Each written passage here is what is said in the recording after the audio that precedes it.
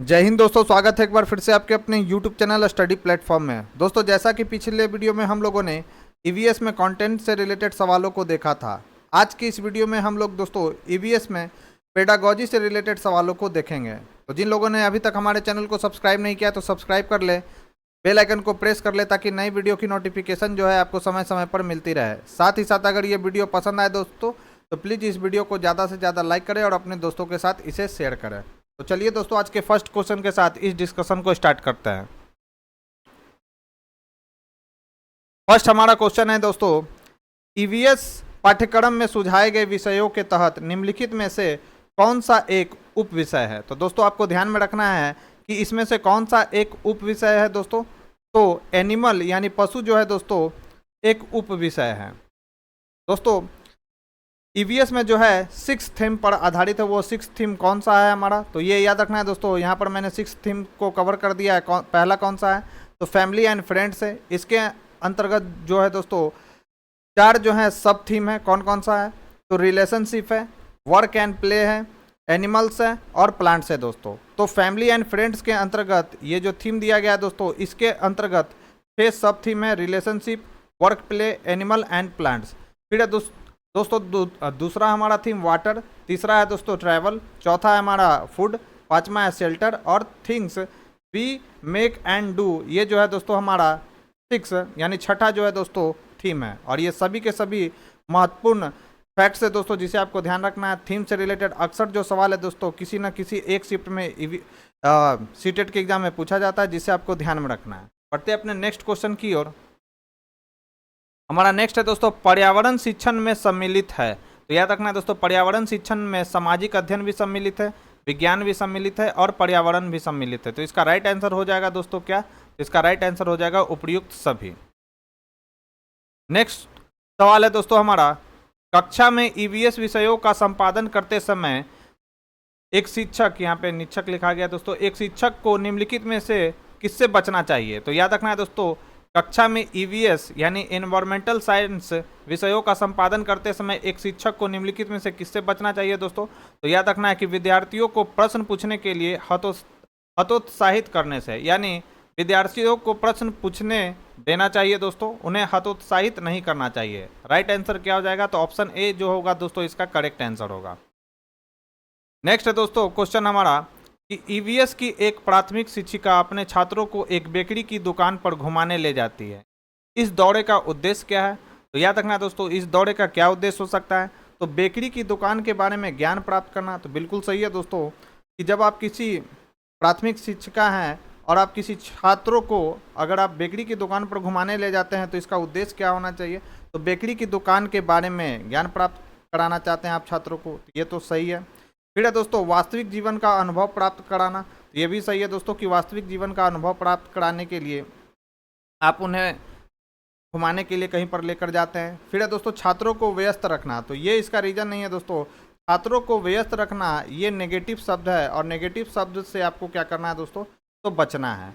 तो अगर आप मान लेते हैं दोस्तों कि अगर ये चीज़ आपको नहीं आता है कि बेकरी की दुकान के बारे में ज्ञान प्राप्त करना है, ये भी चीज़ नहीं आता है, और वास्तविक जीवन का अनुभव ये भी चीज़ अगर आपको नहीं आता हो, केवल आपको इतना मालूम है कि छात्रों का व्यस्त रखना, ये इसका आंसर नहीं होगा। और उसके बाद अगर आप ऑप्शन में देखें दोस्तों, तो ऑप्शन में जहाँ जहाँ 3 है तो वो क्या हो जाएगा, एलिमिनेट हो जाएगा, क्योंकि 3 में क्या है दोस्तों, छात्रों को व्यस्त रखना। तो ये तो ऑप्शन हमारा एलिमिनेट हो गया।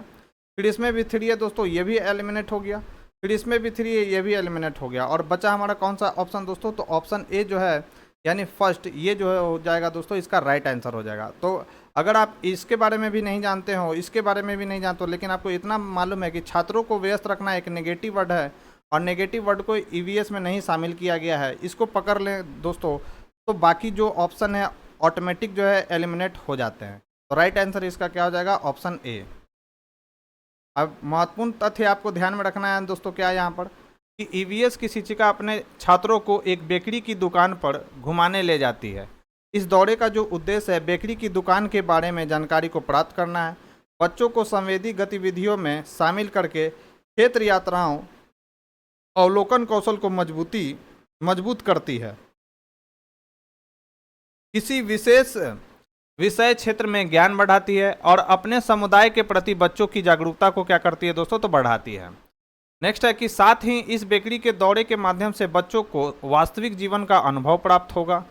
छात्र कक्षा के बाहर क्षेत्र भ्रमण करके सीख सकते हैं। छात्र दृष्टिगत रूप से सर्वश्रेष्ठ सीखते हैं और एक क्षेत्र यात्रा उन्हें उस विषय को सक्रिय रूप से अन्वेषण करने, याद रखना है दोस्तों, छूने, महसूस करने और सुनने का अवसर देती है जिसका वे अध्ययन कर रहे हैं। इस प्रकार इसका राइट आंसर क्या हो जाएगा दोस्तों, तो ऑप्शन ए और बी इसका करेक्ट आंसर होगा। नेक्स्ट दोस्तों, खेल खेल में पाठ पढ़ाते हुए सरिता छात्रों को खेल के मैदान में ले जाती है और उन्हें विभिन्न दिनों में विभिन्न खेल खिलाती है दोस्तों।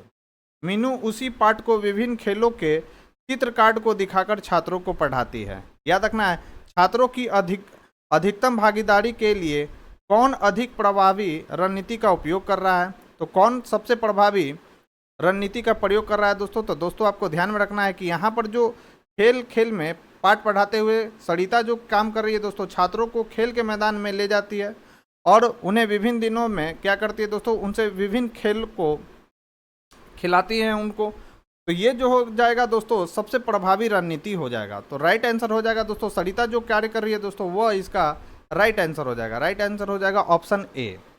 अब इंपॉर्टेंट फैक्ट्स देखते हैं।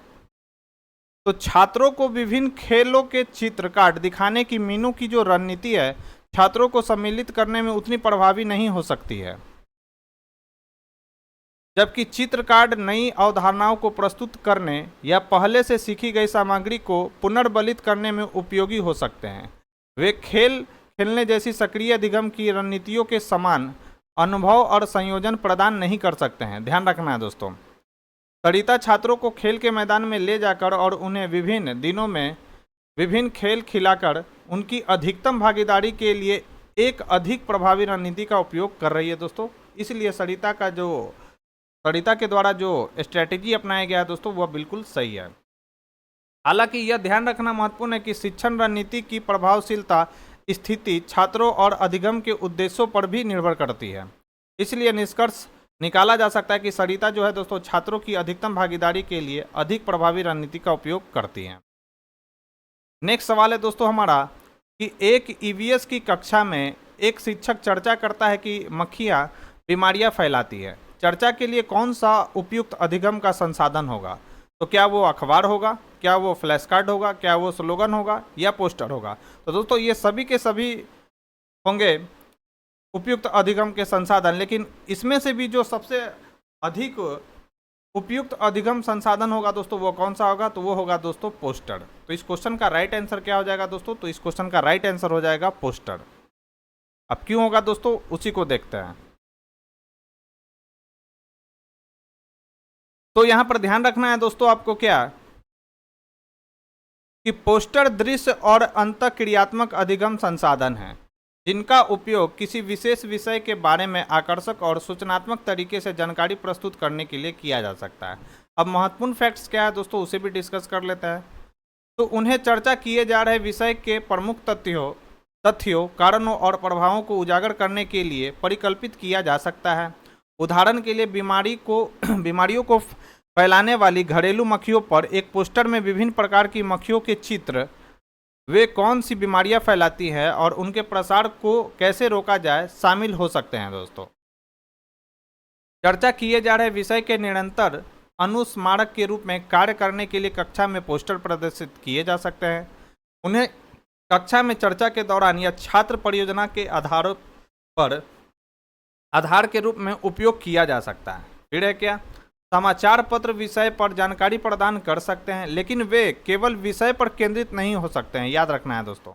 और पोस्टर के रूप में अधिक विवरण या दृश्य सहायता प्रदान नहीं कर सकते हैं, तो इसलिए समाचार पत्र इसका राइट आंसर नहीं होगा। मुख्य तथ्यों को स्मरण रखने के लिए फ्लैश कार्ड और स्लोगन उपयोग होते हैं लेकिन वे विषय पर गहन चर्चा के लिए पर्याप्त जानकारी प्रदान नहीं कर सकते हैं दोस्तों। कौन कौन सा, तो फ्लैश कार्ड और स्लोगन। अतः सही इसका राइट आंसर क्या हो जाएगा दोस्तों, तो इसका राइट आंसर हो जाएगा दोस्तों पोस्टर। पोस्टर जो हो जाएगा दोस्तों इस क्वेश्चन का राइट आंसर होगा। ठीक है,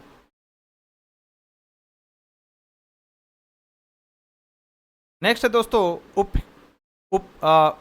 उपाख्यानात्मक अभिलेख में इनमें से क्या नहीं होना चाहिए। तो याद रखना है दोस्तों, उपाख्यानात्मक अभिलेख में इनमें से क्या नहीं होना चाहिए।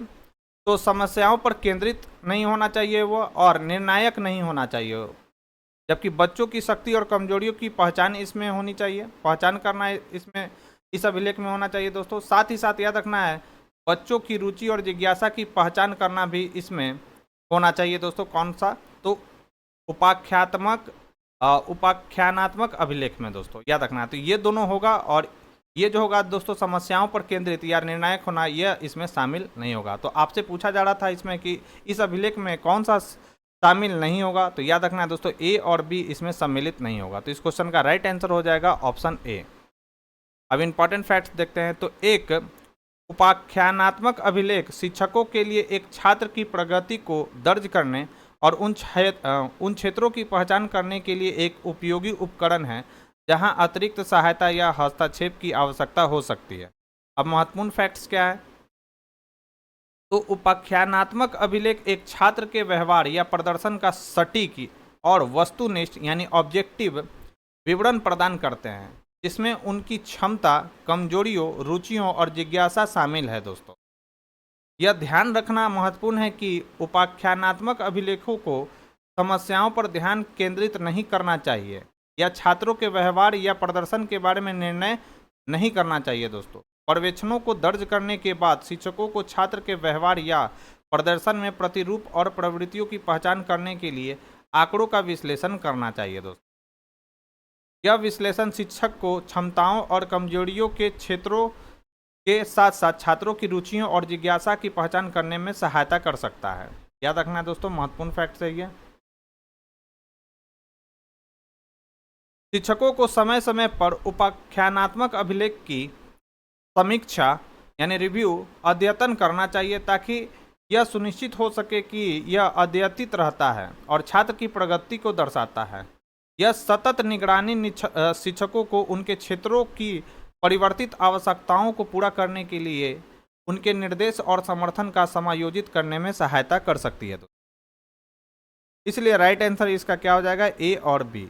नेक्स्ट है दोस्तों, जब शिक्षक खाली स्थान पर बल देते हैं तो छात्रों में अवधारणात्मक समझ में सुधार होता है। तो किस में सुधार होता है दोस्तों? तो याद रखना है कि जब शिक्षक क्या करते हैं दोस्तों, संवाद पर बल देते हैं तो छात्रों में अवधारणात्मक समझ में सुधार होता है दोस्तों। तो राइट आंसर इसका हो जाएगा दोस्तों ऑप्शन ए।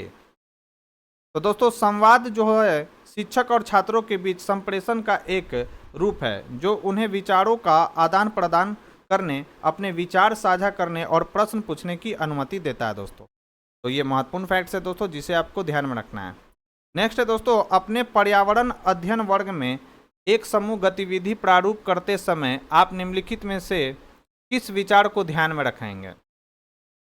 तो याद रखना है दोस्तों, अगर आप पर्यावरण अध्ययन वर्ग में एक समूह गतिविधि प्रारूप करते समय आपको क्या ध्यान रखना है? तो बच्चों के हितों को संलग्न करे, ये आपको ध्यान में रखना है। लड़कों और लड़कियों के लिए समान रूप से आग्रह करे, यह भी आपको ध्यान में रखना है। महंगी सामग्री का उपयोग करे, ये एक नेगेटिव वर्ड है दोस्तों, इसे आपको ध्यान में नहीं रखना है दोस्तों। तो सी तो गलत हो गया। फिर आपको ध्यान में क्या रखना है दोस्तों कि सभी धार्मिक और सांस्कृतिक पृष्ठभूमि के बच्चों से आग्रह, यह भी आपको ध्यान में रखना है दोस्तों। इसका राइट आंसर हो जाएगा ए, बी और सी। तो ए, बी, सी किस ऑप्शन में है दोस्तों? तो यह ए, बी जो सी है दोस्तों, सॉरी ए, बी और डी, तो ए, बी, डी इसका राइट आंसर हो जाएगा। तो किस ऑप्शन में? तो ऑप्शन ए में जो है दोस्तों यह राइट आंसर है इसका, इस क्वेश्चन का।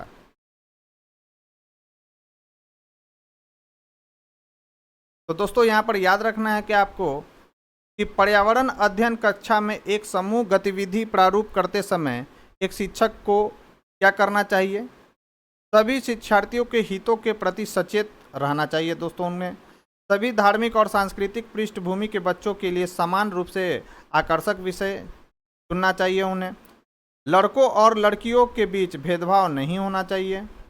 शिक्षार्थियों के व्यक्तिगत अंतर के बारे में चिंतित होना चाहिए उन्हें। और यहाँ पर याद रखना है दोस्तों क्या कि महंगी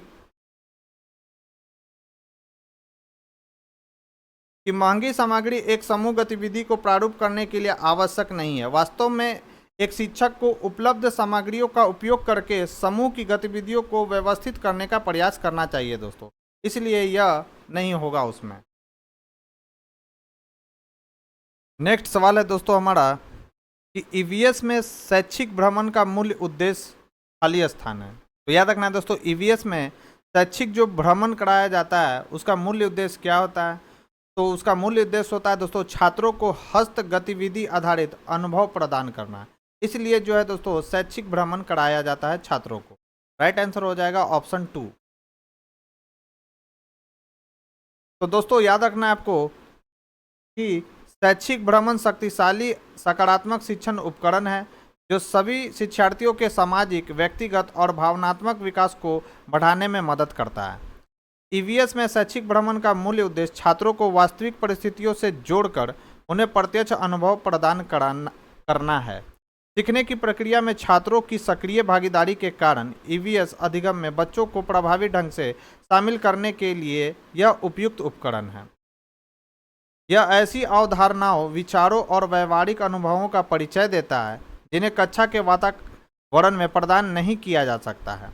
यह सीखने के सैद्धांतिक और व्यवहारिक पहलुओं के बीच के अंतर को कम करने का अवसर प्रदान करता है दोस्तों। इसलिए स्पष्ट हो जाता है कि ईवीएस में शैक्षिक भ्रमण का मूल उद्देश्य छात्रों को हस्त गतिविधि आधारित अनुभव प्रदान करना है दोस्तों। नेक्स्ट है दोस्तों हमारा, निम्नलिखित में से कौन सी शिक्षण की उपयुक्त विधि है? इंपॉर्टेंट सवाल है दोस्तों, ध्यान में रखना है कि कौन सी शिक्षण की उपयुक्त विधि है। तो संगोष्ठी और परियोजना जो है दोस्तों वह शिक्षण की उपयुक्त विधि है। राइट आंसर हो जाएगा ऑप्शन 3। अब महत्वपूर्ण फैक्ट्स देखते हैं दोस्तों। तो संगोष्ठी और परियोजना पद्धति दोनों ही उपयुक्त शिक्षण विधियां हैं क्योंकि वे छात्र केंद्रित विधियां हैं दोस्तों, याद रखना है आपको।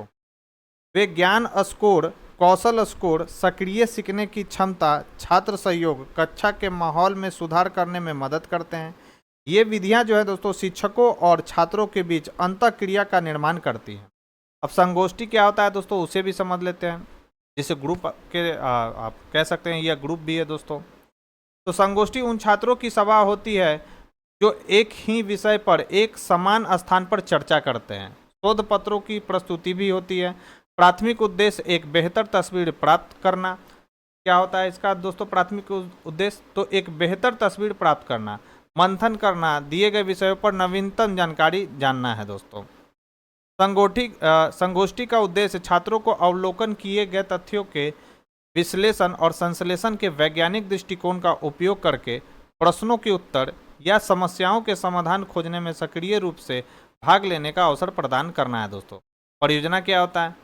तो शिक्षण की परियोजना पद्धति शिक्षण के आधुनिक तरीकों में से एक है जिसमें पाठ्यचर्या विषय वस्तु को बच्चे के दृष्टिकोण से जाना जाता है और वास्तविक जीवन स्थितियों के संदर्भ में उसकी आवश्यकताओं और रुचि से संबंधित है। इसका तात्पर्य है कि स्कूलों में गतिविधियों को बच्चों के दैनिक जीवन और ज़रूरतों के साथ निकटता से जोड़ा जाना चाहिए। परियोजना को व्यक्तिगत छात्रों द्वारा पूरा किया जा सकता है। समूह के प्रत्येक सदस्य द्वारा व्यक्तिगत रूप से हल किया जा सकता है या छात्रों के समूह या पूरी कक्षा द्वारा निपटाया जा सकता है दोस्तों। इस प्रकार हम निष्कर्ष क्या निकालते हैं दोस्तों कि संगोष्ठी और परियोजना शिक्षण की एक उपयुक्त विधि है। फिर है दोस्तों श्रुति लेख विधि, यानी सुनकर लिखना, एक छात्र केंद्रित विधि है जो उन्हें केवल सुनने के कौशल और शब्दावली में सुधार करने में मदद करती है। फिर है दोस्तों व्याख्यान शिक्षण की। तो व्याख्यान शिक्षण क्या है दोस्तों? तो एक शिक्षक केंद्रित विधि है, यानी टीचर ओरिएंटेड विधि है दोस्तों यह, जिसके द्वारा शिक्षक छात्रों को समझने में मदद करने के लिए तथ्यों या सिद्धांतों को समझाने का प्रयास करता है। इस पद्धति में शिक्षक एक सक्रिय भागीदार है, छात्र क्या होता है दोस्तों? इसमें निष्क्रिय श्रोता होता है, यानी शिक्षक किसी चीज़ को समझाता है दोस्तों और छात्र जो है निष्क्रिय होकर उसे क्या करता है? सुनता है। दत्त कार्य विधि एक ऐसी तकनीक है जिसका उपयोग आमतौर पर शिक्षण और अधिगम की प्रक्रिया में किया जा सकता है। यह एक निर्देशात्मक तकनीक है जिसमें शिक्षार्थी के बीच निर्देशित जानकारी, स्वशिक्षण, लेखन कौशल और रिपोर्ट तैयार करना शामिल है दोस्तों। नेक्स्ट हमारा सवाल है दोस्तों, काफी अच्छा सवाल है यह, कि विज्ञान प्राकृतिक विषय का व्यवस्थित ज्ञान एवं धारणाओं के मध्य संबंधों का तार्किक अध्ययन है जिनसे यह विषय व्यक्त होते हैं। विज्ञान की उपयुक्त उल्लेखित परिभाषा किसके द्वारा प्रस्तावित है? तो यह परिभाषा किनके द्वारा दिया गया है दोस्तों? तो यह दिया गया है W.C. डेम्पियर के द्वारा। राइट आंसर हो जाएगा दोस्तों क्या? तो W.C. डेम्पियर। तो W.C. डेम्पियर है दोस्तों, वे मट्ठे से दुग्ध शर्करा निकालने के लिए प्रसिद्ध एक ब्रिटिश वैज्ञानिक थे। साथ ही उन्होंने विज्ञान में भी योगदान अपना दिया है दोस्तों। फिर है B.S. ब्लूम, काफ़ी फेमस हैं दोस्तों। इन्हें शैक्षिक उद्देश्यों के वर्गीकरण में वास्तुकार के रूप में जाना जाता है दोस्तों, B.S. ब्लूम को। फिर है कार्ल पॉपर। तो कार्ल पॉपर का नाम किस लिए फेमस है दोस्तों? तो उन्होंने सिद्धांतों को सिद्ध करने के विरुद्ध अनुभवजन्य विज्ञान में सिद्धांत के मिथ्याकरण का समर्थन किया है दोस्तों। फिर है J.W.N. सुलिवन, यह एक लोकप्रिय विज्ञान लेखक और साहित्यकार हैं। नेक्स्ट है दोस्तों हमारा, निम्नलिखित में से कौन सा एक गैर प्रक्षेपित शिक्षण सहायक सामग्री है? तो याद रखना है दोस्तों, गैर प्रक्षेपित शिक्षण सहायक सामग्री कौन सा है इसमें? तो चार्ट जो है दोस्तों वह एक गैर प्रक्षेपित शिक्षण सहायक सामग्री है। राइट आंसर हो जाएगा ऑप्शन 2। जबकि चलचित्र पट्टी, एडियास्कोप और स्लाइड ये क्या है दोस्तों? तो यह क्या है? गैर प्रक्षेपित शिक्षण प्रक्षेपित शिक्षण सहायक सामग्री है दोस्तों। जबकि चार्ट जो है क्या है दोस्तों? तो वह एक गैर प्रक्षेपित यानी प्रोजेक्ट इससे किया जा सकता है दोस्तों। जबकि चलचित्र पट्टी, एडियास्कोप और स्लाइड इसे क्या किया जाता है दोस्तों? तो प्रोजेक्ट किया जा सकता है। राइट आंसर हो जाएगा ऑप्शन 2। अब यहाँ पर याद रखना है श्रव्य वाले कौन कौन से उपकरण है हमारे पास? तो रेडियो है दोस्तों, टेप रिकॉर्डर है, आदि है। दृश्य जिसे हम देख सकते हैं कौन कौन सा है? तो चार्ट है, मॉडल है, आरेख है, आदि है। और दृश्य और श्रव्य यानी जिसे हम देख और सुन दोनों सकते हैं वो कौन सा है दोस्तों? तो एक वीडियो क्लिप है, वीडियो को हम देख भी सकते हैं दोस्तों और सुन भी सकते हैं। कंप्यूटर भी है, कंप्यूटर को देख भी सकते हैं, सुन भी सकते हैं। घरों में जो टीवियाँ होती है, टीवी है दोस्तों, उसे भी हम लोग देख और सुन दोनों सकते हैं। तो गैर प्रक्षेपित शिक्षण सहायक सामग्री वे सहायक सामग्री हैं जिनका उपयोग बिना किसी प्रक्षेपण के यानी प्रोजेक्ट के किया जाता है। इसकी निम्नलिखित विशेषता है, वे अमूर्त विचारों का अधिक यथार्थवादी स्वरूप में अनुवाद करती हैं। दूसरा क्या है दोस्तों?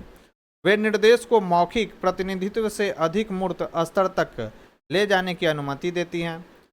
Chart, diagram, poster, flash card इसके उदाहरण हैं। इसलिए हम निष्कर्ष निकालते हैं कि चार्ट क्या है दोस्तों? तो एक गैर प्रक्षेपित शिक्षण सहायक सामग्री है। एडियास्कोप क्या है? तो यह एक प्रोजेक्टर जिसका उपयोग वस्तुओं पर बल्ब चमकाकर स्क्रीन पर अपारदर्शी और पारदर्शी दोनों वस्तुओं के प्रतिबिंब को प्रदर्शित करने के लिए किया जाता है। नोट करके आपको क्या ध्यान रखना है दोस्तों कि जो चलचित्र पट्टी होता है, एडियास्कोप और स्लाइड यह प्रक्षेपित शिक्षण सहायक सामग्री है, जैसा कि मैंने आपको बताया था। नेक्स्ट दोस्तों, ईवीएस की एकीकृत प्रकृति निम्नलिखित में से किसमें मदद करती है? तो यह किसमें मदद करती है दोस्तों? तो यह पाठ्यक्रम का भार कम करना और बच्चों को सार्थक अधिगम में मदद करना, इसमें मदद करती है दोस्तों। ईवीएस की इंटीग्रेटेड जो नेचर का है दोस्तों वो। तो राइट आंसर हो जाएगा पाठ्यक्रम भार कम करना और बच्चों को सार्थक अधिगम में मदद करना। तो पर्यावरण अध्ययन एक बहुआयामी विषय है जो विभिन्न शैक्षणिक क्षेत्रों के महत्वपूर्ण सिद्धांतों को शामिल करता है। यह एक व्यापक क्षेत्र है जो ईवीएस के बुनियादी सिद्धांतों के साथ साथ संबंधित विषयों जैसे सामाजिक विज्ञान, भाषा, गणित यानी मैथ आदि का अध्ययन करता है। पर्यावरण अध्ययन निम्नलिखित तथ्यों पर जोर देता है। कौन कौन सा है दोस्तों? तो ईवीएस की विषय वस्तु को व्यवस्थित रूप से संयोजित किया जाता है। सामाजिक अध्ययन और विज्ञान दोनों के विषय एकीकृत हैं क्योंकि प्राथमिक स्तर पर छात्र विज्ञान और सामाजिक विज्ञान जैसे भारी विषयों का अध्ययन करने के लिए पर्याप्त परिपक्व नहीं होते हैं। इसके अलावा कम पाठ्यक्रम प्राथमिक स्तर पर अधिगम को क्या करता है दोस्तों? तो सार्थक बनाता है। बच्चों की मौखिक और लिखित अभिव्यक्तियों और अन्य सृजनात्मक अभिव्यक्तियों के लिए गुंजाइश प्रदान करता है। बच्चे अपने अवलोकन और अनुभवों के आधार पर जानकारी की खोज और अनुभव करते हैं और उसका अनुभव करते हैं और अपने ज्ञान का निर्माण करते हैं। इसे समृद्ध और उन्नत करते हैं दोस्तों। सीखने की योजना इस प्रकार बनाई जाती है कि बच्चा जो पहले से जानता है, जो सीखा जाना है, स्थानीय से वैश्विक या तत्काल पर्यावरण से समुदाय और समाज और उससे आगे की ओर प्रगति करे। अध्याय प्रमुख प्रश्न से शुरू होते हैं जो बच्चों को सोच में डालते हैं और उनके स्वयं के ज्ञान का निर्माण करते हैं दोस्तों। अतः हम निष्कर्ष निकाल सकते हैं दोस्तों कि ईवीएस की जो एकीकृत प्रकृति है वो पाठ्यक्रम भार को कम करने और बच्चों को सार्थक अधिगम में मदद करता है दोस्तों। नेक्स्ट सवाल है दोस्तों, एनसीएफ यानी नेशनल करिकुलम फ्रेमवर्क 2005 ने कक्षा 1 और कक्षा 2 के लिए ईवीएस के किसी भी निर्धारित पाठ्यक्रम और पाठ्यपुस्तकों की अनुशंसा नहीं की है। इसका सबसे उचित कारण क्या है दोस्तों? तो इसका सबसे उचित कारण है दोस्तों प्रासंगिक शिक्षा वातावरण प्रदान करना। इसलिए क्या किया गया दोस्तों, निर्धारित पाठ्यक्रम और पाठ्यपुस्तकों की अनुशंसा नहीं की गई है कक्षा 2 में और कक्षा 1 में दोस्तों, कक्षा 1 में और कक्षा 2 में दोस्तों। तो एनसीएफ 2005 एनसीईआरटी द्वारा भारत में प्रकाशित 4 एनसीएफ में से एक है। यह शैक्षिक उद्देश्यों और अनुभवों की बेहतरी के लिए एक ढांचा प्रदान करना चाहता है। एनसीएफ की उपर्युक्त सिफारिशों के लिए एक प्रासंगिक शिक्षण वातावरण प्रदान करना सबसे उपयुक्त कारण है।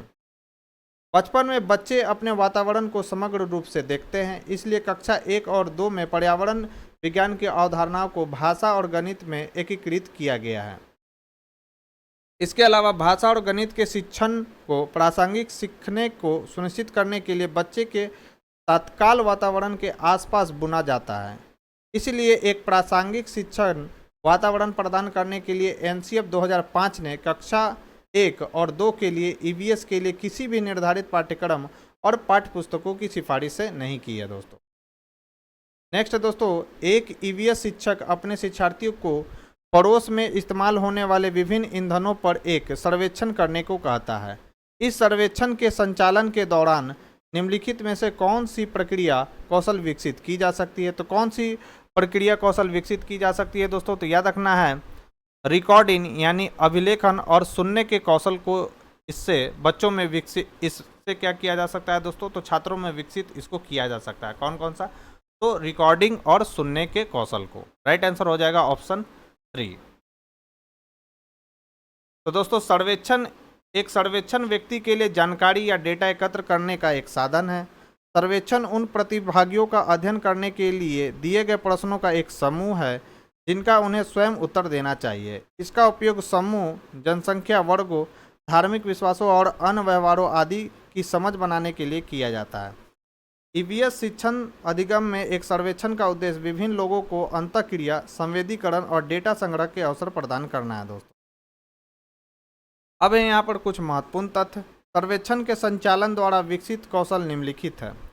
पहला है दोस्तों मात्रात्मक कौशल। मात्रात्मक कौशल को किसी भी कौशल के रूप में परिभाषित किया जाता है जिसमें संख्याओं का उपयोग शामिल होता है। यह संख्यात्मक रूप से तर्क करने की क्षमता है। सांख्यिकी, अर्थशास्त्र और गणित जैसे विषयों में मात्रात्मक कौशल लागू होते हैं दोस्तों।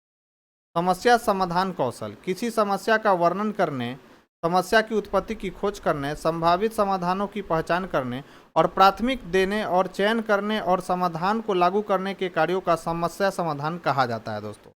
ये सभी के सभी महत्वपूर्ण फैक्ट्स है दोस्तों। वीडियो को दोबारा रिपीट कर आपको देखना है कि मैंने कौन कौन सा फैक्ट्स बताया। चाहे तो आप इसका स्क्रीनशॉट भी ले लें। फिर है दोस्तों संचार कौशल। संचार कौशल क्या है? तो सक्रिय सुनना, अवलोकन करना और बोलना सभी महत्वपूर्ण संचार कौशल है। अपने शोध के परिणामों को संप्रेषित करने के लिए आपको मूर्त संचार क्षमताओं की आवश्यकता होती है। रिकॉर्डिंग क्या है? अभिलेखन कौशल, डेटा रिकॉर्ड करने की क्षमता में भविष्य में उपयोग के लिए उन्हें बचाने के लिए कई प्रारूपों में डेटा और अवलोकनों का दस्तावेजीकरण शामिल होता है दोस्तों। इसलिए हम निष्कर्ष निकाल सकते हैं कि इस सर्वेक्षण संचालन के दौरान विकसित कौशल रिकॉर्डिंग और सुनने के कौशल से पर आधारित है। नेक्स्ट दोस्तों राष्ट्रीय पाठ्यक्रम रूपरेखा 2005 के अनुसार निम्न में से किसे पर्यावरण अध्ययन की थीम में शामिल नहीं किया गया है? तो याद रखना है दोस्तों पर्यावरण अध्ययन की थीम में किसे शामिल नहीं किया गया? तो सॉइल यानी मृदा को इसमें शामिल नहीं किया गया। जबकि परिवार और मित्र शुरुआत के क्वेश्चन में हम लोगों ने देखा था दोस्तों, परिवार और मित्र उसमें शामिल था, आवास था यानी शेल्टर था, और हम चीज़ें कैसे बनाते हैं यह भी उसमें शामिल था। कौन सा शामिल नहीं था दोस्तों? तो उसमें सॉइल शामिल नहीं। नेक्स्ट है दोस्तों, निम्न में से पर्यावरण शिक्षण की कौन सी प्रकृति नहीं है? तो बच्चों को करके सीखने का मौका मिले, यह इसका नेचर है दोस्तों पर्यावरण शिक्षण का। बच्चे प्रश्न पूछें, यह भी इसका नेचर है दोस्तों। बच्चे कम गलतियां करें, यह इसका नेचर नहीं है दोस्तों, यह नेगेटिव पद है। और आपसे पूछ रहा था दोस्तों कि कौन सी इसकी प्रकृति नहीं है, तो इसका राइट आंसर हो जाएगा सी। डी भी देख लेते हैं दोस्तों, बच्चों को खोजबीन या खेजबीन लिखा गया दोस्तों, तो बच्चों को खोजबीन करने का पूरा मौका मिले, तो यह भी इसका नेचर है दोस्तों। नहीं है तो कौन सा नहीं है दोस्तों? तो इसमें सी नहीं है दोस्तों, तो राइट आंसर हो जाएगा ऑप्शन सी। फिर है दोस्तों हमारा, प्राथमिक स्तर पर पर्यावरण अध्ययन की पाठ्य पुस्तकों में कविताएं और कहानियां शामिल करने का उद्देश्य क्या है दोस्तों? तो क्यों प्राथमिक स्तर पर अध्ययन की पाठ्य पुस्तकों में कविताएं और कहानियों को शामिल किया जाता है दोस्तों? तो याद रखना है, विषय वस्तु की एकरसता में बदलाव लाने के लिए किया जाता है कविताओं और कहानियों का प्रयोग। बच्चों में कल्पनाशीलता और ज्ञानात्मकता का विकास करने के लिए जो है दोस्तों कविताओं और कहानियों को प्राथमिक स्तर पर इंट्रोड्यूस किया जाता है उनके चैप्टर में। फिर है, स्थानीय एवं वैश्विक स्तर पर संसार की प्रकृति खोजने का मौका देना, इसलिए भी कविताओं और कहानियों का प्रयोग किया जाता है दोस्तों। तो इसका राइट आंसर हो जाएगा दोस्तों उपयुक्त सभी। फिर है दोस्तों, प्राथमिक स्तर पर बच्चों के ज्ञान के स्रोत हैं। तो याद रखना है दोस्तों, प्राथमिक स्तर पर बच्चों के ज्ञान के स्रोत कौन कौन से हैं? तो परिवार और समुदाय भी है दोस्तों, शिक्षक एवं पाठ्य पुस्तक भी हैं, और कहानियां और कविताएं तो हैं ही दोस्तों। तो इसका राइट आंसर हो जाएगा उपयुक्त सभी। सभी के सभी महत्वपूर्ण सवाल है दोस्तों, पूछे गए सवाल है जिसे आपको ध्यान में रखना है। नेक्स्ट है दोस्तों, राष्ट्रीय पाठ्य चर्चा की रूपरेखा 2005 में इसकी समझ प्राप्त होती है। तो याद रखना है दोस्तों, राष्ट्रीय पाठ्य चर्चा यानी नेशनल करिकुलम जो फ्रेमवर्क 2005 है, किसकी समझ को प्राप्त होती है दोस्तों उसमें? तो रचनावाद। इसका राइट आंसर क्या हो जाएगा? ऑप्शन 2। फिर है, राष्ट्रीय पाठ्यचर्या की रूपरेखा 2005 प्राथमिक स्तर पर पर्यावरण अध्ययन शिक्षण का प्रमुख उद्देश्य होना चाहिए। तो इसका प्रमुख उद्देश्य क्या है दोस्तों? तो कक्षीय अधिगम को विद्यालय के बाहर के जीवन से जोड़ना इसका प्रमुख उद्देश्य है दोस्तों। राइट आंसर हो जाएगा ऑप्शन डी, और ये कई बार सवाल पूछा गया दोस्तों, तो इस क्वेश्चन को आप ध्यान में रखेंगे। फिर दोस्तों, राष्ट्रीय पाठ्यचर्या की रूपरेखा 2005 के अनुसार शिक्षण अपने चरित्र में खाली स्थान है। तो क्या है दोस्तों? तो शिक्षण अपने चरित्र में सक्रिय, याद रखना है सक्रिय, और क्या है दोस्तों? तो सक्रिय और सामाजिक है। इसका राइट आंसर क्या हो जाएगा दोस्तों? तो सक्रिय और सामाजिक। नेक्स्ट क्वेश्चन है, कई अध्ययनों से पता चला है कि द्विभाषी प्रवीणता का स्तर बढ़ा है। तो द्विभाषी प्रवीणता का स्तर संज्ञानात्मक विकास से बढ़ा है, सामाजिक सहिष्णुता से भी बढ़ा है, और विविध सोच के कारण भी जो है दोस्तों द्विभाषी प्रवीणता का स्तर बढ़ा है। तो इसका राइट आंसर हो जाएगा ऑप्शन डी यानी 4। फिर है दोस्तों, एनसीएफ 2005 के अनुसार अंग्रेजी सीखने का उद्देश्य क्या है? तो क्या उन्हें द्विभाषावाद बनाना है? नहीं दोस्तों। तो एनसीएफ 2005 के अनुसार अंग्रेजी सीखने का मुख्य उद्देश्य क्या है दोस्तों? तो यह है बहुभाषावाद। राइट आंसर हो जाएगा ऑप्शन 2। नेक्स्ट है दोस्तों, राष्ट्रीय पाठ्यचर्या की रूपरेखा 2005 में छात्रों की स्कूल में दिनचर्या कैसी हो पर क्या कहा गया है? तो उन्हें रटने की प्रवृत्ति त्याग देनी चाहिए, साल में 2 बार मुख्य विषय के इम्तिहान लेकर ग्रेड देने चाहिए। तो जहां पर भी ग्रेड देने की बात आए दोस्तों, ये सब क्या है? नेगेटिव वर्ड है, तो ये तो नहीं होगा। रटने की प्रवृत्ति को त्याग देनी चाहिए, यह भी नहीं होगा दोस्तों। वास्तविक जीवन और विद्यालय के बाहर के अनुभवों को विद्यालय में होने वाले अनुभवों से जोड़ना, यह है दोस्तों इसका दिनचर्या। ठीक है, तो राष्ट्रीय पाठ्यचर्या की रूपरेखा 2005 में छात्रों की स्कूल में दिनचर्या कैसी हो पर क्या कहा गया है? तो वास्तविक जीवन तथा विद्यालय के बाहर के अनुभवों को विद्यालय में होने वाले अनुभवों से जोड़ना चाहिए दोस्तों, यह कहा गया है। राइट आंसर हो जाएगा ऑप्शन 3। नेक्स्ट है, राष्ट्रीय पाठ्यचर्या रूपरेखा यानी एनसीएफ 2005 ने कहा है कि कक्षा 1 और 2 के लिए पर्यावरण अध्ययन के किसी पाठ्यक्रम या पाठ्यपुस्तकों की संस्तुति नहीं की है। इसके लिए सबसे उपयुक्त कारण क्या है दोस्तों? तो हम लोगों ने देखा है इसके लिए सबसे उपयुक्त कारण क्या था, तो संदर्भयुक्त अधिगम प्रवेश प्रदान करना इसका सबसे उपयुक्त कारण था दोस्तों। राइट आंसर हो जाएगा ऑप्शन डी। नेक्स्ट है, बच्चों का पर्यावरण शिक्षा देने का उद्देश्य क्या है? तो बच्चों को पर्यावरण शिक्षा क्यों दिया जा रहा है दोस्तों? क्या उनसे खेती में पैदावार बढ़ाने को कहा जा रहा है, विभिन्न प्रकार के रोगों की रोकथाम के लिए उन्हें कहा जा रहा है, या मछली पालन का विकास करने के लिए कहा जा रहा है? तो इन्वायरमेंटल स्ट्रेटजी देने का उद्देश्य क्या है दोस्तों बच्चों को? तो पर्यावरणीय समस्याओं के प्रति जागरूकता का विकास करना चाह रहा है किया जाता है दोस्तों इन्वायरमेंटल स्टडी के द्वारा, इसलिए उन्हें पर्यावरण की शिक्षा दी जा रही है। राइट आंसर हो जाएगा ऑप्शन ए। नेक्स्ट है दोस्तों, पर्यावरण शिक्षा जीवन की आधार की शिक्षा है, अतः शिक्षण प्रक्रिया में छात्र को पर्यावरणीय अवधारणाओं को सीखना महत्वपूर्ण है। अनुशासन के साथ, श्यामपट्ट पाठ्यक्रमी के प्रयोग के साथ, सरल, सहज और स्व अनुभव से अधिक गृह कार्य प्रदान करने से, गृह कार्य प्रदान करने से। तो क्या हो जाएगा दोस्तों? अनुशासन के साथ नहीं होगा दोस्तों। श्यामपट्ट, ये भी नेगेटिव वर्ड है, ये भी नहीं होगा। सरल होना चाहिए दोस्तों, सहज होना चाहिए और स्व अनुभव से, ये इसका जो होगा दोस्तों राइट आंसर हो जाएगा। अधिक से अधिक गृह कार्य देने से, यह भी नहीं हो जाएगा दोस्तों। ये सभी के सभी नेगेटिव वर्ड है। इसका राइट आंसर क्या हो जाएगा? तो ऑप्शन 3 जो होगा दोस्तों इसका राइट आंसर होगा। नेक्स्ट है दोस्तों, ईवीएस पाठ्य पुस्तकों में सपेड़ों पर एक अध्याय है, इसका उद्देश्य बच्चों को जागरूक करना और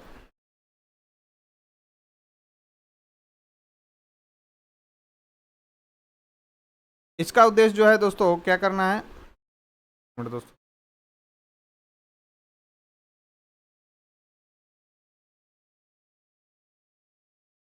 तो ईवीएस की पाठ्य पुस्तक में सपेड़ों को एक अध्याय, इसका उद्देश्य बच्चों को जागरूक करना और संवेदनशीलता बनाना है। तो किसके प्रति? तो सपेड़ों सांपों को नुकसान नहीं पहुंचाए और उन्हें अपनी आजीविका से वंचित करने से पहले विकल्पों को प्रदान करने की आवश्यकता है। इसके लिए पाठ्यपुस्तक में सपेड़ों पर एक अध्याय है दोस्तों। इसके थ्रू बच्चों में क्या जागरूकता फैलाई जाएगी दोस्तों? तो सपेड़े जो है सांपों को नुकसान नहीं पहुंचाए और उन्हें अपनी आजीविका से वंचित करने से पहले विकल्पों को प्रदान करने की आवश्यकता है। इसके लिए यह जो चैप्टर है दोस्तों इंट्रोड्यूस किया गया। नेक्स्ट है, निम्न में से किसके द्वारा पर्यावरण शिक्षण के उद्देश्यों का अनुसरण नहीं होता है? किसके द्वारा पर्यावरण शिक्षण के उद्देश्यों का अनुसरण नहीं होता है? तो प्राकृतिक भिन्नता एवं उसके कारणों को बताना, आधारभूत प्रत्ययों और सिद्धांत को रटकर याद करवाना, विद्यार्थियों में पर्यावरण के प्रति साकल्यवादी दृष्टिकोण का विकास करना। तो इसमें याद रखना है दोस्तों, रटना कैसा वर्ड है? तो नेगेटिव वर्ड है। तो इसमें राइट आंसर क्या हो जाएगा? तो आधारभूत प्रत्ययों और सिद्धांतों को रटकर याद कराना, यह इसका पर्यावरण शिक्षण का उद्देश्य नहीं है दोस्तों। राइट आंसर हो जाएगा ऑप्शन बी। वर्तमान पाठ्यचर्या के अनुसार प्राथमिक स्तर पर ईवीएस के उद्देश्य कौन कौन से हैं? तो प्राकृतिक, सामाजिक और सांस्कृतिक वातावरण के बीच यहाँ पर क्या है दोस्तों? संबंधों का पता लगाने और समझ विकसित करने के लिए विद्यार्थियों को प्रशिक्षित करना, विद्यार्थी को पर्यावरण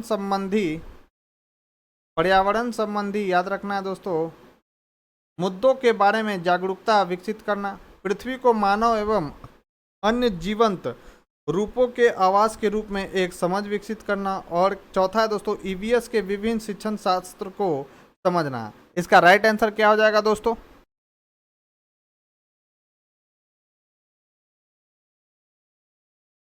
तो दोस्तों आपको ध्यान में रखना है कि इसका राइट आंसर क्या होगा। तो इसका राइट आंसर हो जाएगा दोस्तों ए और बी, यानी प्राकृतिक, सामाजिक और सांस्कृतिक वातावरण के बीच संबंधों का पता लगाने और समझ विकसित करने के लिए विद्यार्थी को प्रशिक्षित करना, और विद्यार्थियों को पर्यावरण संबंधी मुद्दों के बारे में जागरूकता विकसित करना इसका मुख्य उद्देश्य है दोस्तों। राइट आंसर हो जाएगा दोस्तों क्या? तो ए और बी, यानी ऑप्शन 2। फिर है दोस्तों, कक्ष में शिक्षार्थियों से प्रश्न पूछने में उनमें क्या होना चाहिए? तो क्या होना चाहिए दोस्तों? तो उनके चिंतन कौशल का विकास होता है।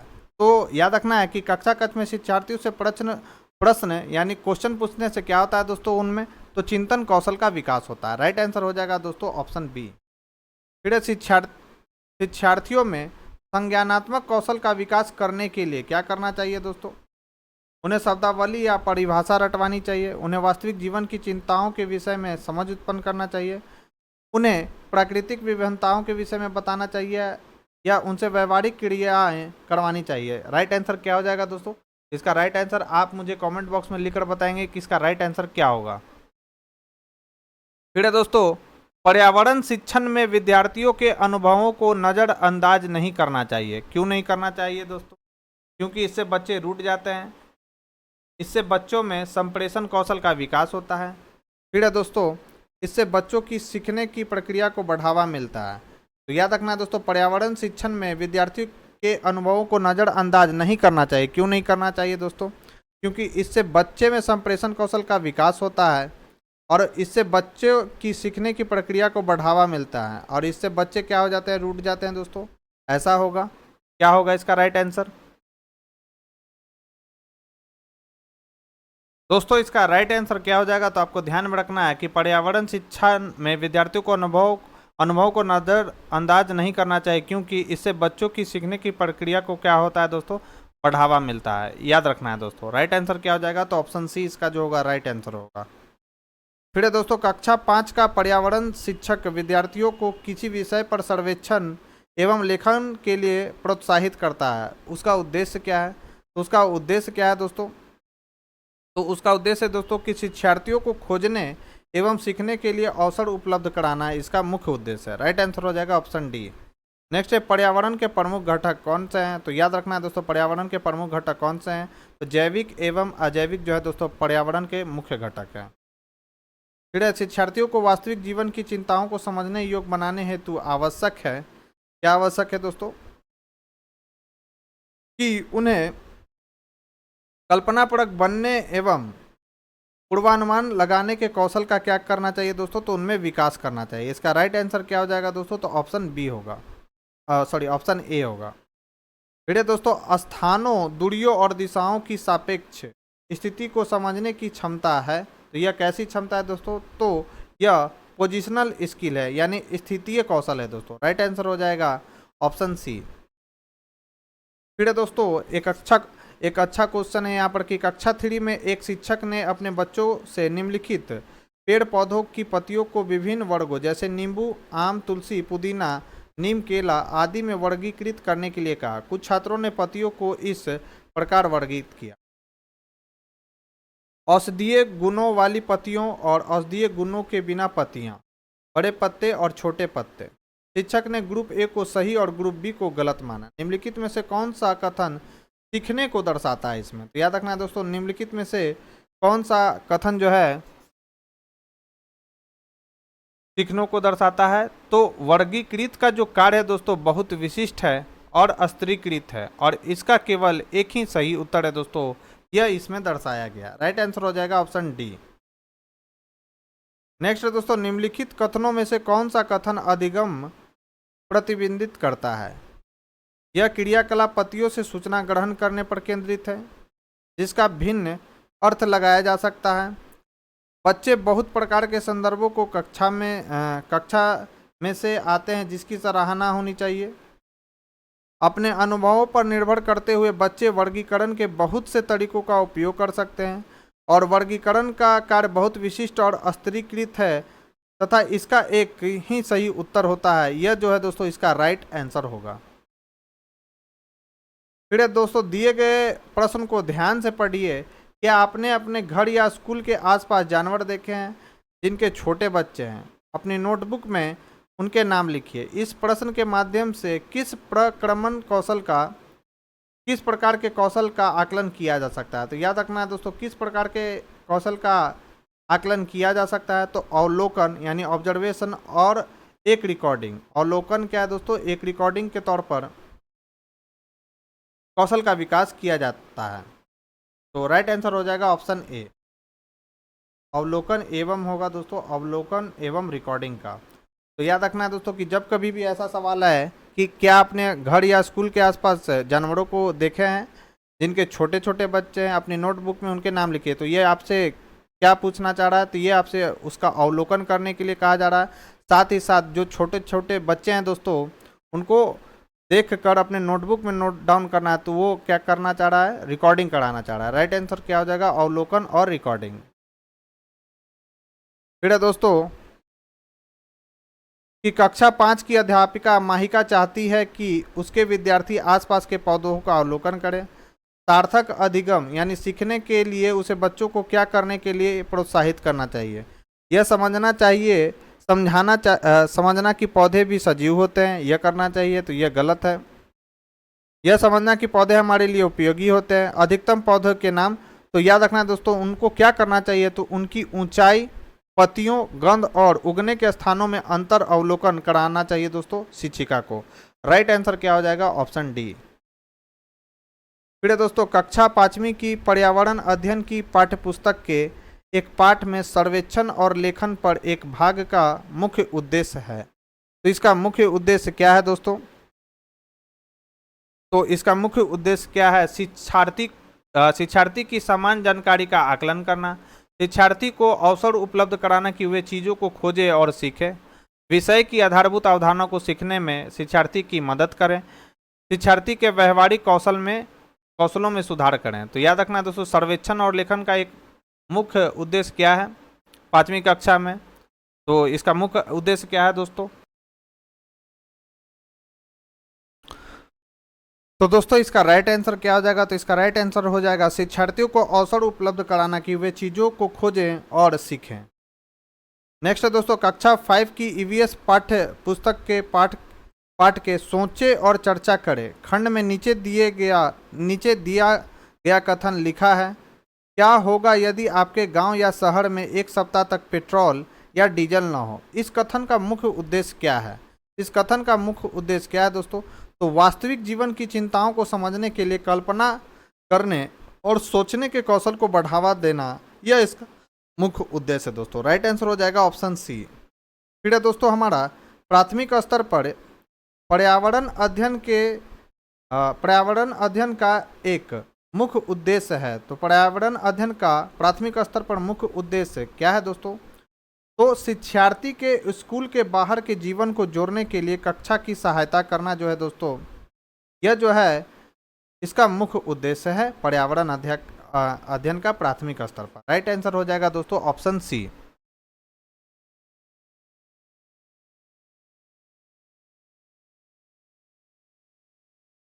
नेक्स्ट है दोस्तों यहाँ पर डैश छोड़ा गया, यानी खाली स्थान को छोड़कर बच्चे के विकास को आकार देने वाले वातावरणीय कारकों में निम्नलिखित सभी शामिल हैं। तो याद रखना है दोस्तों शारीरिक गठन को छोड़कर बच्चे के विकास को आकार देने वाले वातावरणीय कारकों में सभी सम्मिलित है, यानी शिक्षा की गुणवत्ता, पौष्टिकता की गुणवत्ता और संस्कृति, ये सभी शामिल है दोस्तों। क्या, तो विकास को आकार देने वाले हैं ये सब, जबकि शारीरिक गठन जो है दोस्तों वह विकास को आकार देने वाला वातावरणीय कारक नहीं है, याद रखना है। राइट आंसर हो जाएगा ऑप्शन सी।